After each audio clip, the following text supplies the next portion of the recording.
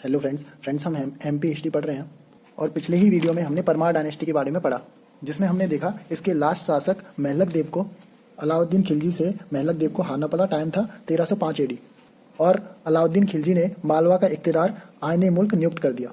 तो आज हमें पूरा दिल्ली सल्तनत पढ़ना है और ये देखना है दिल्ली सल्तनत के किन शासकों ने एमपी की किन जगहों पर हमला किया और शासन किया। तो सबसे पहले हम दिल्ली सल्तनत का एक ओवरव्यू देखते हैं, जिससे चीज़ें लाइन से याद रहें। आपको पता होगा महमूद गजनी ने भारत पर 17 बार आक्रमण किया था और हमारे सोमनाथ मंदिर को भी लूटा था। तो ये अफगानिस्तान की गजनी साम्राज्य का एक सुल्तान था जो भारत पर लूटपाट करने आता था। तो इसका एक गुलाम था गौरी, जो लगभग 1178 में आया और 1191, 92 और 94 में 3 महत्वपूर्ण युद्ध लड़े। 1191 वाला ताराइन का फर्स्ट युद्ध पृथ्वीराज चौहान से, पृथ्वीराज चौहान इसमें विजयी हुए थे। 1192 ताराइन का सेकंड युद्ध पृथ्वीराज से ही, लेकिन पृथ्वीराज चौहान इसमें हार गए थे। और 1194 में चंदावर का युद्ध जयचंद से। इन 3 युद्ध के बाद गौरी की स्थिति हो गई मजबूत। गौरी के भी 2 गुलाम थे, एक था कुतुबुद्दीन ऐबक और दूसरा था बख्तियार काकी। बख्तियार काकी हमारे लिए बहुत खराब आदमी है। इसने नालंदा यूनिवर्सिटी विक्रमशिला विश्वविद्यालय को जलाया था। तो थोड़े दिन बाद कुतुबुद्दीन ऐबक ने दिल्ली पर शासन शुरू कर दिया। इसने कोई टाइटल नहीं लिया, कोई सुल्तान वगैरह का टाइटल नहीं लिया, क्योंकि हमें पता है ये गुलाम का गुलाम था। तो इस तरह से दिल्ली में गुलाम डायनेस्टी की स्थापना हो गई। फेमसली उसका नाम गुलाम पड़ गया, क्योंकि पहला शासक गुलाम का गुलाम था कुतुबुद्दीन ऐबक। तो पहला डायनेस्टी उसमें गुलाम डायनेस्टी हो गया। तो टोटल दिल्ली पर 5 डायनेस्टी राज करती हैं दिल्ली सल्तनत के टाइम पर। वो हम लिखते हैं गुलाम, खिलजी, तुगलक, सैयद, लोधी। तो गुलाम डायनेस्टी पढ़ने से पहले एक ओवरव्यू देखते हैं इन 5 का। गुलाम, खिलजी, तुगलक, सैयद, लोधी, ये 5 डायनेस्टी आती हैं दिल्ली सल्तनत में। और इसको याद रखने की एक ट्रिक भी है, गुड़ खा तू सा ले, गुड़ खातू साले। इसका टाइम भी याद रखते हैं। गुलाम डायनेस्टी थी 1206 से 1290, बड़ी इजीली याद हो जाएगा।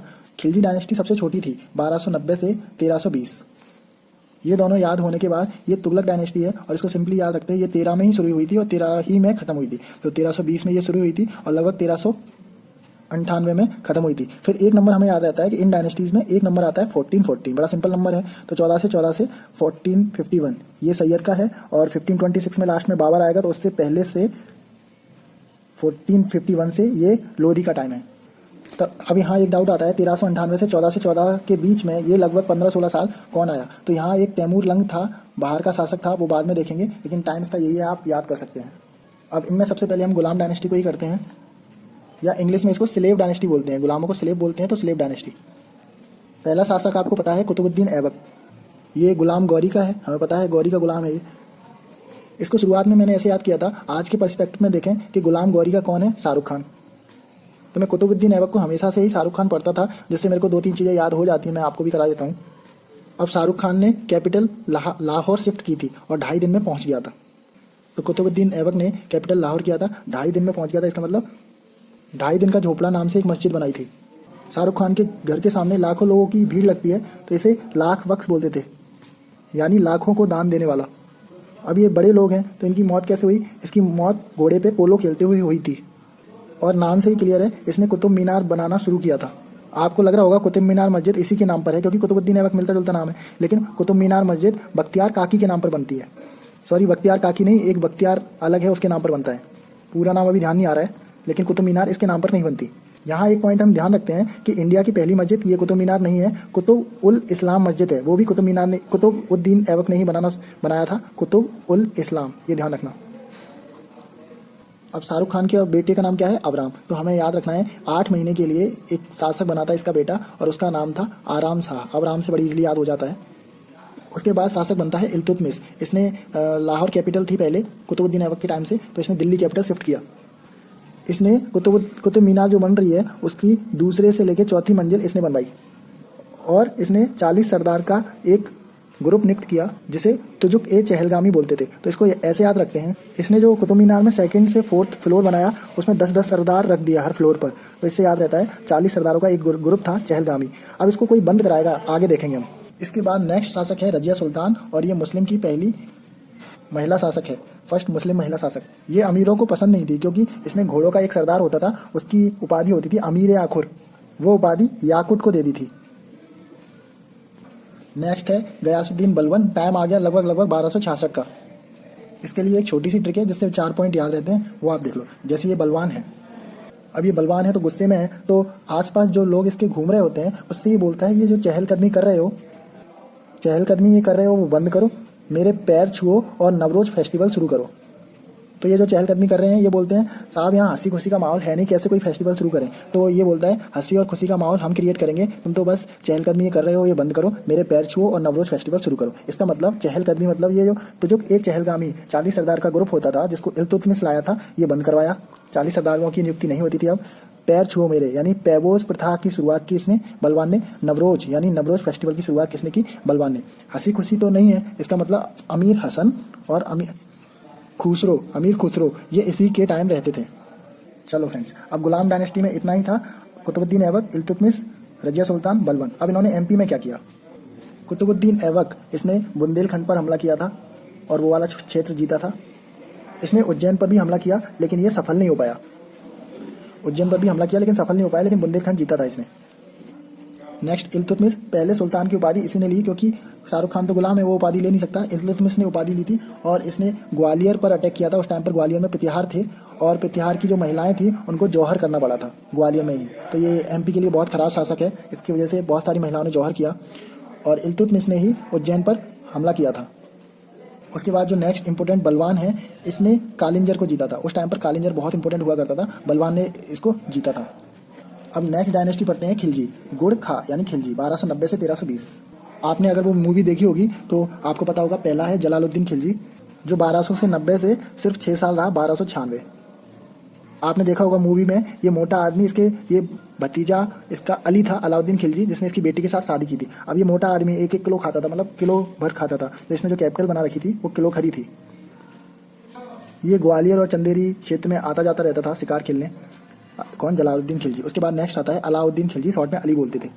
30 सालों में से 20 साल तो इसी का शासन था, 1296 से 1316 एडी। ये वही है मूवी में जो रणबीर कपूर बना था। तो 1305 में हमने देखा था पिछली बार, परमार डायनेस्टी का जो महलक देव था उस पर इसका अटैक हो गया था और परमार बिखर गया था और मालवा पर इसने कब्जा कर लिया और अपना एक इक्तदार बिठा दिया, नाम था आयने मुल्क। तो क्वेश्चन ये आता है, मालवा पर सबसे पहले दिल्ली सल्तनत के किस शासक ने अटैक किया था? अलाउद्दीन खिलजी। इससे पहले मालवा पर अटैक नहीं हुआ, परमार डायनेस्टी से भी याद रख सकते हैं डायरेक्टली। और इसने 2-3 साल बाद ही 1308 और 9 में कलिंजर पर भी अटैक किया। लेकिन कलिंजर पर अटैक तो हमने पहले ही देखा है इस वीडियो में, बलवान ने किया था कलिंजर पर अटैक। लेकिन फ्रेंड्स आता जाता रहता था, कलिंजर पहले इसने जीता फिर चला गया, उसके बाद अलाउद्दीन ने जीता। ये तो फ्रेंड्स अलाउद्दीन खिलजी की एमपी के बारे में कुछ बात हो गई। इंडिया के बारे में भी कुछ देख लो क्योंकि इसकी एक ट्रिक है जिससे बहुत सारी चीज़ें याद होती है। देखो ये अली है, अली आपने टीवी में देखा होगा, रणबीर कपूर कितनी बुरी तरह खाता है। तो ये अली बहुत खाता था, खाने में उसे मलाई एंड 1000 केले ये उसे चाहिए। ये एक ट्रिक है। और इसके अलावा भी समय समय पर दूध पीता था। इतना खाने के बाद भी समय समय पर दूध पीता था। अब देखो इसका मतलब क्या है? खाना मतलब उसने जुमैद खाना मस्जिद बनवाई, मलाई मतलब उसने अलाई दरवाज़ा बनवाया, 1000 केले, 1000 मतलब इसने 1000 खंबा महल बनवाया, केले मतलब उसने एक किला बनवाया था इंपॉर्टेंट, सिरी का किला। और समय समय पर दूध पीता था। इसका मतलब समय मतलब घड़ी होता है और घड़ी से हमें याद आता है उसने एक घड़ी टैक्स लगा रखा था, घर पर घड़ी टैक्स लगा रखा था। और दूध मतलब दुधारू पशु के चरने पर चराई टैक्स था, दुधारू पशु के चरने पर चराई टैक्स। ये दोनों टैक्स थे, चराई टैक्स एंड गड़ी टैक्स। और उसके बाद सेना का नियंत्रण बहुत अच्छे से किया और व्यापार नियंत्रण बहुत अच्छे से किया। इंडियन हिस्ट्री देखते हैं तो ये पूरा ही पढ़ते हैं। इसके बाद नेक्स्ट है गोड खा तू यानी कि तुगलक डायनेस्टी। टाइम आपको पता ही है, 13 से शुरू होगा, 13 में ही खत्म होगा, 1320 से 1398। फर्स्ट शासक याद रखना बड़ा सिंपल है, गयासुद्दीन तुगलक। बटियागढ़ अभिलेख में इसकी जानकारी मिलती है। बटियागढ़ अभिलेख दमोह में है, इसलिए इसको दमोह का अभिलेख भी बोल देते हैं। इस अभिलेख के तहत बुंदेलखंड क्षेत्र में इसका सूबेदार रहा था। इसके 2 बेटे थे, बड़ा बेटा था उल्गू खां या फिर जूना खां भी बोल सकते हैं और छोटा बेटा था महमूद खां। ये छोटा बेटा इसका फेवरेट भी था। एक बार ये महमूद खां और पिताजी गयासुद्दीन तुगलक वेस्ट बंगाल क्षेत्र में गए थे हमला करने और सक्सेसफुली जीत कर लौट रहे थे। तो उसे पता लगा, उल्गू खां को पता लगा कि ये छोटा बेटा राजा बनने वाला है। तो उल्गू खां ने प्लानिंग करी, एक इतना बेहतरीन घर बनवाया रिमोट सेंसिंग वाला। यहाँ पैर रखते ही गयासुद्दीन तुगलक और महमूद खां दोनों मर गए। ये घर गिर गया और दोनों मर गए। उसके बाद उल्गू खां या जूना खां गद्दी पर बैठा, किस नाम से? मोहम्मद बिन तुगलक के नाम से। तो आप समझ गए होंगे मोहम्मद बिन तुगलक बहुत ही योग शिक्षित और विद्वान व्यक्ति था। उसने कितना शानदार घर बनवाया, पैर रखते ही दोनों लोग मर गए। तो ये बहुत ही विद्वान था। सो फ्रेंड्स, मोहम्मद बिन तुगलक ने एमपी में चंदेरी आज का अशोकनगर क्षेत्र है, वहाँ जूल भी का सूबेदार नियुक्त किया था। और इसके अंडर विंध्य प्रदेश, बुंदेलखंड, मालवा का कुछ भाग और पूरा विंध्याचल पहाड़ी से नीचे मद्रा तक इसका शासनकाल फैला था। और ओवरऑल बात करें तो इंडिया की हिस्ट्री के कंसीडर करके मोहम्मद बिन तुगलक की बात करें तो 1327, 1329, फिर 1333 और 1335 में इंपॉर्टेंट काम हुए थे। देखो 1327 में क्या हुआ, इसने कैपिटल दिल्ली से महाराष्ट्र के दौलताबाद शिफ्ट की। 29 में पीतल या तांबे के कॉइन जारी किए, जिससे इसको बहुत नुकसान हुआ था। लोग अपने घर में कॉइन बना रहे थे और इजीली टैक्स पे कर रहे थे। 1333 में इब्न बतूता नाम का मोरक्को का यात्री आया और 1335 में फिर से दौलताबाद से दिल्ली कैपिटल शिफ्ट करना पड़ा। यहाँ वो बिल्कुल परेशान हो चुका था। तभी 1336 में इसके अगले साल ही विजयनगर साम्राज्य की स्थापना हो गई नीचे। मोहम्मद बिन तुगलक के बाद नेक्स्ट शासक हुआ फिरोज शाह तुगलक।